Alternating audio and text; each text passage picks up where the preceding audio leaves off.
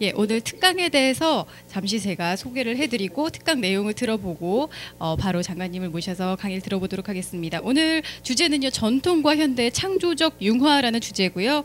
옛 것을 본받아서 새 것을 창조한다는 정신으로 고품격 한국 문화를 만들어서 세계와 함께 누리고자 하는 취지의 강연입니다. 여러분 큰 박수로 장관님 모셔주시기 바랍니다.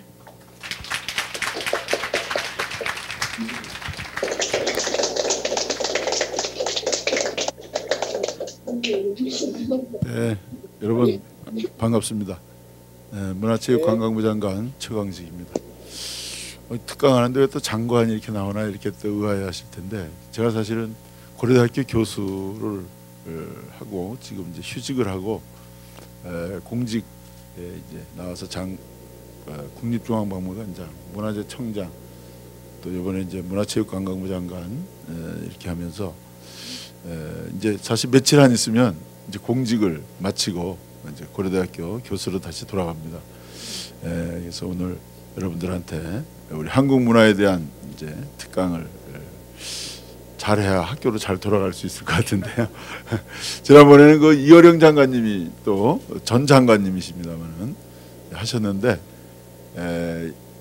이어령 장관님이 그 사이에 이제 여러 장관님이 계셨지만, 이어령 장관님은 이제 국문과 교수였었고 저는 사학과 교수입니다. 전통이라고 할 수 있죠. 근데 그것을 우리가 좋다 안만 얘기해봐야 소용이 없고 실제로 어떻게 해서 생활화해서 쓰느냐, 이게 중요합니다. 근데 이거 바로 넥타이로 이렇게 제가 해서, 이것을 만약 여러분들도 다 넥타이를 한다든지 스카프를 하고 다닌다면 사람들이 관심을 갖고 더 우리의 전통 문양과 또 우리의 이런 한글에 더 많은 관심을 갖겠죠. 실제로 저는 이제 외국에 박물관장 하면서 외국에 많이 나갈 기회가 있는데, 이런 외국의 미술관장 또는 박물관장들 이제 모임 있을 때 반드시 한글 넥타이를 하고 갑니다. 그 이유는 뭐냐면은 아무리 좋은 걸 하고 가도 별로 이렇게 쳐다보지는 않습니다. 근데 한글이나 이런 걸 메고 가면 꼭 쳐다보고 물어봐요. 그거 뭐냐? 못 보던 거다. 아무리 입셀러라이니 뭐 좋은 거, 브랜드 좋은 거 해도 그 사람들은 그런 거 다 알고 그 사람이 하고 오거나 하거든요. 근데 한글 넥타이를 하고 간 사람은 저밖에 없어요. 이거 뭔가 특이하고 독특하단 말이죠. 일단 말을 겁니다. 그래서 얘기를 이제 하게 돼요. 바로 이런 거죠. 그러니까 넥타이라는 거는 뭐 어느 나라나 다 보편적으로 있는 것이지만, 거기에 뭔가 남들이 안 하는 독특한 거, 뭐 영어로 하면 이게 바로 캐릭터리스틱인데, 바로 캐릭터, 우리가 캐릭터 상품이라고 하고, 사실 한글이 코리안 캐릭터죠. 이런 것들을 내가 오늘 얘기를 하고자 하는 것입니다. 자, 먼저 제가 이 피카소의 아비뇽의 여인들을 보여드립니다. 왜냐하면 제가 이런 전통을 본받아서 새로운 가치를 창출하자 이런 얘기를 하면, 저 사람은 한국사 전공이니까 고리타분하게 또 한국 것만 강조하지 않나, 이런 이제 오해를 가질 것 같아서 제가 말씀드립니다. 자, 저 피카소의 아비뇽의 여인들은 20세기 그야말로 새로운 트렌드인 입체파라는 새로운 장르를 연 중요한, 미술사에서 중요한 작품입니다. 그래서 20세기 화가가 뭐 걸출한 사람이 많지만 그 중에서도 역시 피카소를 치는 것은 입체파라는 새로운 장르를 열었기 때문이죠.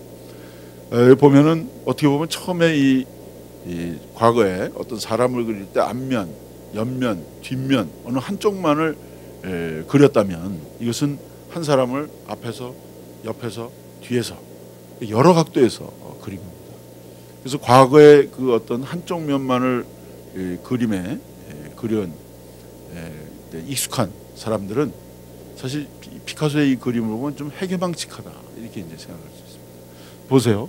한 사람을 볼 때 얼굴은 앞면을 보고 가운데 사람 보면 이 몸은, 상체는 옆면을 그리고 있습니다. 또 밑에는 뒷면을 그린 것 같은. 그래서 한 사람을 여러 각도에서 그리고 있습니다. 근데 우리가 사실 사람을 보면은 딱 정지돼 있다고 볼 때는 앞면만 볼 수 있지만, 이 사람의 전체를 보여주려면 이렇게 돼야 다 이제 보여줄 수가 있는 거죠. 지금은 이제 우리가 소위 3D에 대한 개념이 있으니까 이게 이해가 되지만, 완전히 앞면, 옆면, 뒷면은 한 면만을 강조한 당시에서는 이건 획기적이고 어떻게 보면 회개망측한 것입니다. 한 조각에다가. 근데 이 아프리카 이런 입체적인, 그야말로 어떻게 보면 여러 면에 다면적으로 조각을 한 이런 것들이 이미 프랑스나 스페인이나 이태리에 들어와 있었습니다. 근데 딴 사람들은 저거 좀 특이하다, 또는 이거 좀 야만적이다, 뭐 이렇게 해서 그냥 하나의 특이한 민소품 정도로 이제 집에 장식품을 하거나 뭐 이 정도였어요. 근데 피카소는 이것을 화폭에다가 집어넣은 겁니다. 조각품이었는데 그것을 그림, 회화라는 조각품에 얼굴과 상반신과 하반신을 정면, 측면, 후면 이렇게 해서 이제 한 거죠. 바로 이게 이제 피카소의 또 창의성이죠.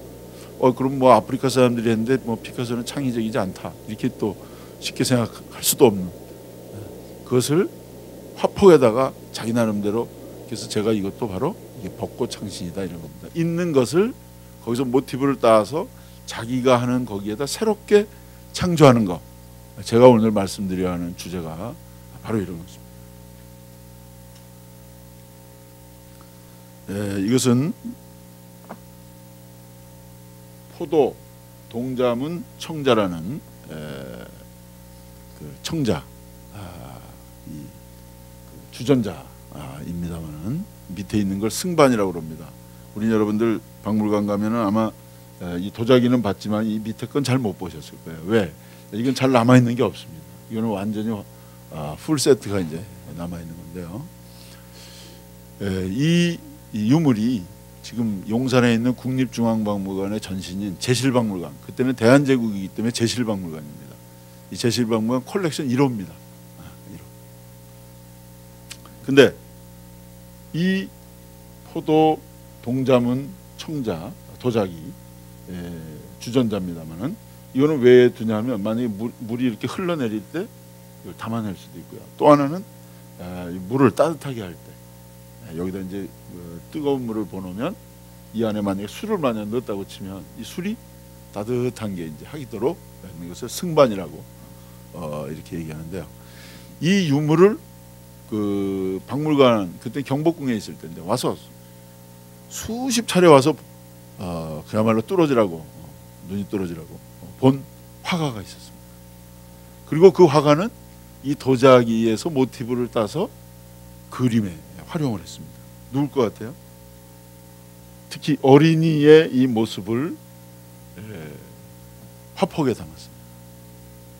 이 어린이의 모습 어느 화가의 그림에서 본 적 없으세요? 응? 네, 맞습니다. 이중섭이요.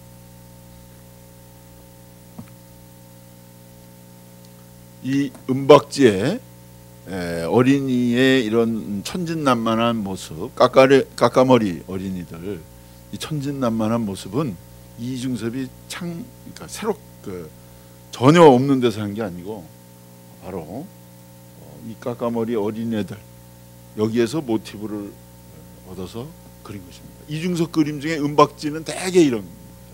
왜냐하면 그때 이제 가족들은 일본에 있고 애들을 그리면서 가족을 그리면서 이걸 그렸는데 그 어린이를 바로 이 도자기에서 영감을 얻고 모티브를 얻은 것입니다.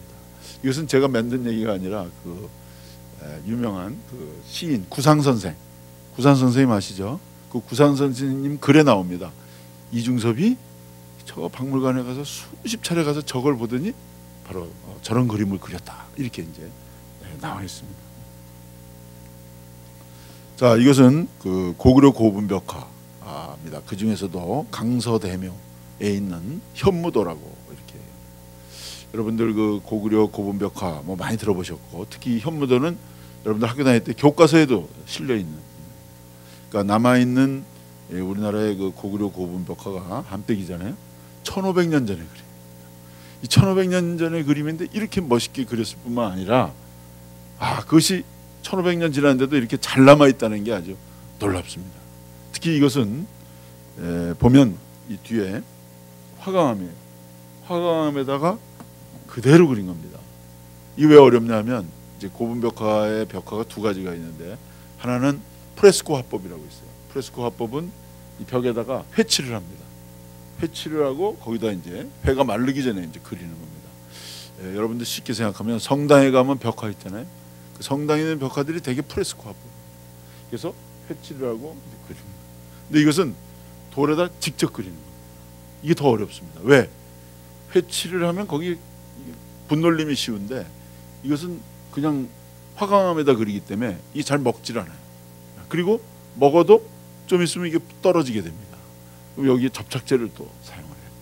우린 또 그걸 통해서 우리 것만 자꾸 이제 내보내려면 안 되고 문화 수입국에서 문화 수출국으로 나가지만 다시 또 새로운 외국 문화도 받아들여서 계속 이것을 발전시켜 나가는 것이 앞으로 한국 문화의 어떤 발전과 확산 또는 우리가 세계 문화를 또 받아들여서 또 우리 문화를 더욱더 발전시키는 쌍방향 교류 이런 것을 해나간다면 이런 글로벌 시대 한국 문화와 세계 문화의 소통이 계속 시너지 효과를 내서 발전할 것이다. 거기에 키포인트는 이런 서양적인 어떤 현대적인 것, 우리 어떤 한국적인 전통 잘 어떻게 각 분야에서 창조적으로 융화시키느냐, 그것이 앞으로 우리 과제다.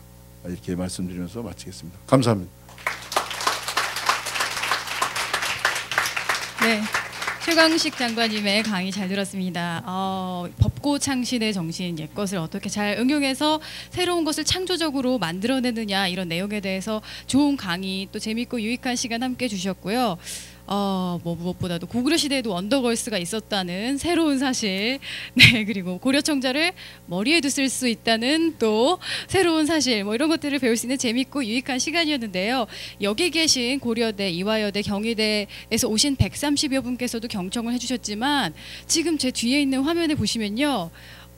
저기서 계속해서 온라인으로 장관님의 강의를 함께 해주신 분들이 계십니다. 제가 한 분 한 분 아까부터 쭉 지켜보셨는데요. 한 분 한 분 소개를 해드리도록 하겠습니다. 세계 각국에 계신 세종학당 관계자분들인데요. 먼저 몽골 울란바토르 세종학당의 여병무 학당장님, 안녕하세요. 네. 네, 안녕하세요. 네, 강의 끝까지 들어주셔서 감사합니다. 네, 재밌으셨죠? 감사합니다. 예, 네, 재밌고 유익한 재밌으셨죠, 학당장님? 네, 재밌게 잘 봤습니다. 네, 감사합니다. 그리고 우즈베키스탄으로 가볼게요. 우즈베키스탄 타슈켄트 세종학당의 허선행 학당장님, 안녕하세요. 네, 안녕하십니까. 네, 안녕하세요. 굉장히 세 분이서 다정하게 들으셨는데 재밌게 잘 들으셨죠? 네, 아주 유익하게 잘 나왔습니다.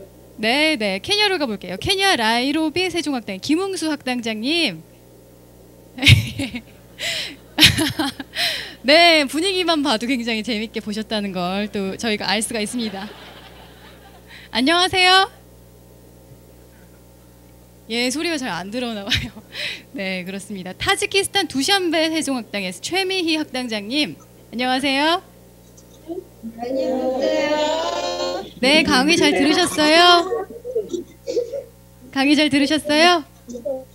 네, 너무 재밌었습니다. 예, 감사합니다. 그리고 프랑스 파리로 가볼게요. 세종학당 임준서 학당장님. 예, 안녕하세요. 예, 소리가 잘 안 들어오는 관계로 바로 터키로 가볼게요. 터키 앙카라 세종학당의 조은혜 선생님. 예, 네, 반갑습니다. 네, 그리고 마지막으로 알제 세종학당 김보현 선생님. 안녕하세요. 네, 강의 잘 들으셨어요? 네, 재밌게 잘 들었습니다. 네, 모두들 정말 반갑습니다. 네, 장관님께서도 잘 반갑게 인사를 하셨죠? 예. 네. 다 이렇게 얼굴을 확인하셨는데 여러분들께서도 굉장히 재밌고 유익하게 잘 들으셨지만 아무래도 이렇게 전 세계에서 오랜 시간 동안 집중해 주신 이분들께 먼저 좀 질문의 기회를 드리고자 하는데 괜찮을까요? 그래서 전통적인 거를 할까, 현대적인 거를 할까. 현대적이라면 우리가 IT 강국이니까 뭔가 그 현대적인 어떤 IT 기기와 관련된 걸 해야 되겠다. 전통적인 걸 뭘 할까?